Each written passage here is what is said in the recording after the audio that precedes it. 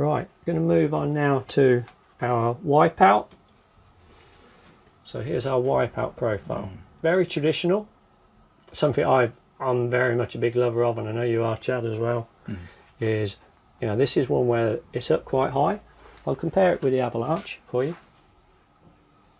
So they're pretty close, really. Pretty close, but it's more traditional and allows us to do light bats for a lot more people. I like that, and I'm a big lover, actually. You know what? It's got a smaller edge. It's not concave. It's a full profile. Full, not concave, so it's convex profile. And with this, we can get a lot of wood. Still get a lot of wood in the hitting area. And for me, I'm still adamant that traditional bats produce a bigger sweet spot and more forgiving than bats when they're concave and bigger edges. For me, there's all this myth about big edges, but for me, you can't go wrong with traditional profile. We have a lot of people now taking them off us, especially people when they want a bat. Sometimes we get asked for 2.6, 2.7 with a lot of wood. This is a way to do it, because if you hit it on the edge, just because it's got a small edge, you still got all that strength. You see all that strength behind it. And you've got that rounding on the edge as well. Yeah, rounding edges. If you concave it, you know, you're taking wood out of the hitting area to make it look bigger. You know, it can work both ways. You know, it's all down to the piece. The bottom line is, if you've got a bit of wood and it goes, doesn't matter how big it is. If it goes, it goes. So this is our Wipeout profile, convexed. And it does come with a slightly thicker edge at times as well. Oh yeah, you know, if you get, you know, you can make them bigger. This bat here on its own here, I think 2.9. 2.9. So everything on it, this is 2.9. Yeah. So there's still a lot of wood,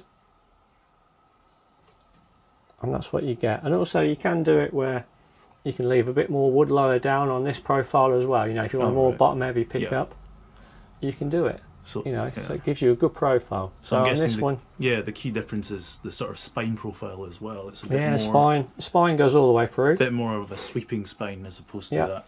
So if you want to compare, sort of comparing them in, you see, so that's what you're getting. And actually, when you look at the depth of the bats, right, they are exactly, more or less, exactly the same. One's got a small edge and it's convexed. The other's got a thicker edge, but then it's concaved. So that's actually a nice way to show it. And this one actually has got the rounder edges on it. Yes.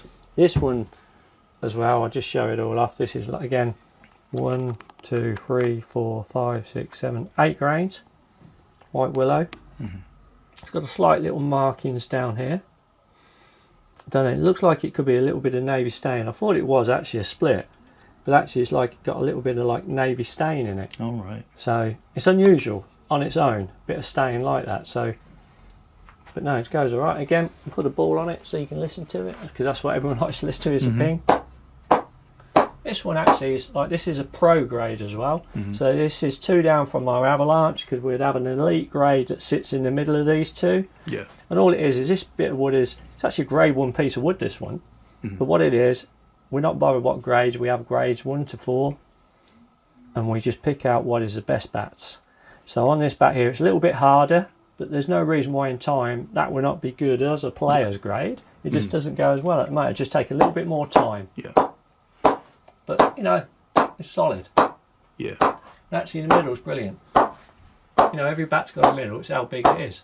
And to be fair, this is sounding better than what it was a month or 2 ago, because it sat in our showroom for a little while, this one, for whatever reason. And it's settled a bit. Yeah. Sometimes it can get better. You know, the pressing's settled. And it's done. And again, it's got all our oilings on it. It's ready to go for you guys.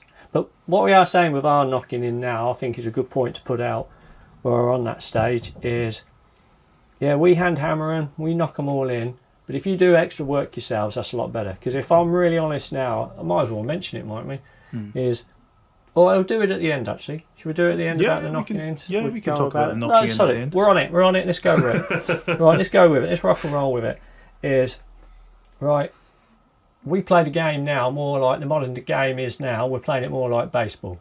It's about whacking the ball. Fair enough. Baseball bats are round. You know, we're now, you know, as manufacturers, a lot of people, we want bats that look bigger. That's fair enough. You want square toes as well. Square toes, tried it this year, it's caused too many chunks off on the corners.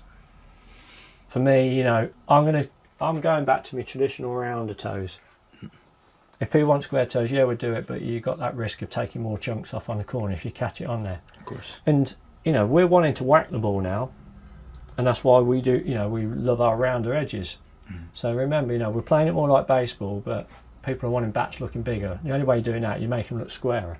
All right. And for me, I still think there's room for traditional bats, and I just feel they just give you the best results out there and value for your money. They'll hopefully last. You know, I get breakages as well. It's going to happen. It's a natural component. We just don't know when they're going to break. Yeah. But all we can do is try our best to do them. So that's a Wipeout. Amazing. That's number It's 2 in our traditional range. profile.